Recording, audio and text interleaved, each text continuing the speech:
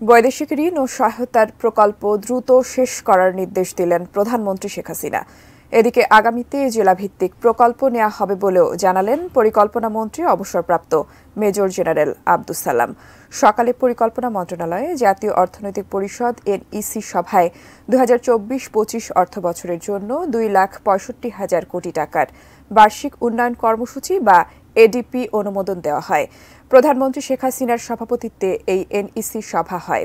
সভা শেষে সংবাদ সম্মেলনে পরিকল্পনা মন্ত্রী বিস্তারিত তুলে ধরেন।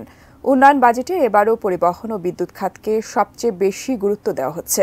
এই দুই খাতে তুলনামূলকভাবে অর্থ বরাদ্দ থাকছে বেশি। সভায় স্বায়ত্তশাসিত সংস্থা বা কর্পোরেশনের জন্য প্রায় 13,288 কোটি 91 লাখ টাকার এডিপি অনুমোদন দেওয়া হয়েছে।